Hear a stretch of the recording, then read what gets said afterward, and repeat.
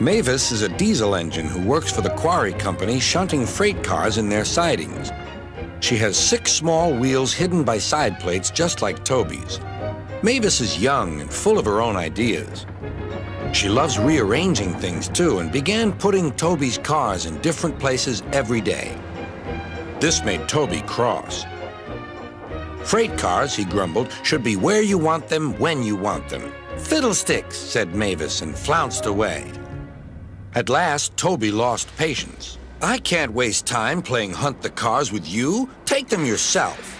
Mavis was pleased. Taking cars made her feel important. At the station, Diesel oiled up to her. Toby's an old fusspot, she complained. Diesel sensed trouble and was delighted. Toby says only steam engines can manage freight cars, continued Mavis. How absurd, squirmed Diesel. Depend upon it, Mavis. Anything steam engines can do, we diesels can do better. Diesel knew nothing about cars, but Mavis didn't realize this. Toby's line crosses the main road behind the station and for a short way follows a farm lane. Frosty weather makes the muddy lane rock hard and very slippery. Toby stops before reaching the lane. His fireman halts the traffic at the crossing, and then he sets off again. By using the heavy cars to push him along, he has no trouble with the frosty rails in the lane and across the road. It is the only safe thing to do in this kind of weather. Toby warned Mavis and told her just what to do. I can manage, thank you, she replied. I'm not an old fusspot like you.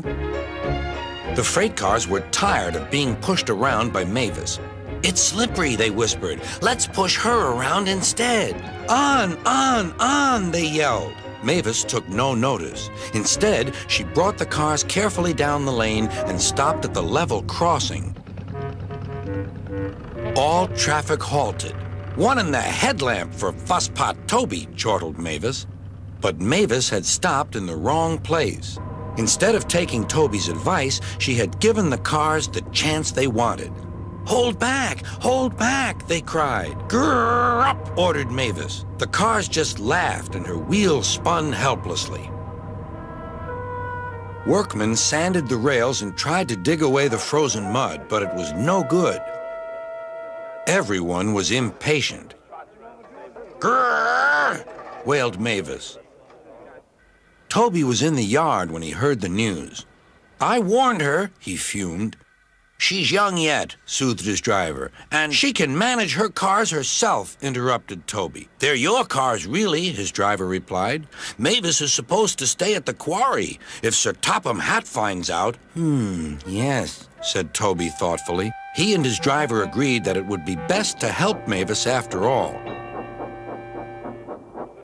An angry farmer was telling Mavis just what she could do with her train. Having trouble, Mavis? Chortled Toby. I am surprised. Grosh, said Mavis.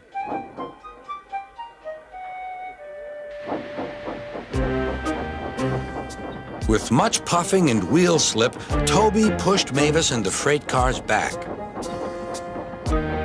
The hard work made his fire burn fiercely, and his firemen spread hot cinders to melt the frozen mud.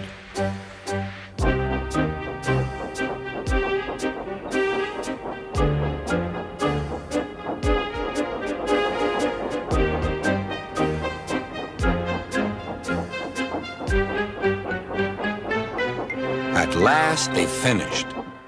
Goodbye, called Toby. You'll manage now, I expect.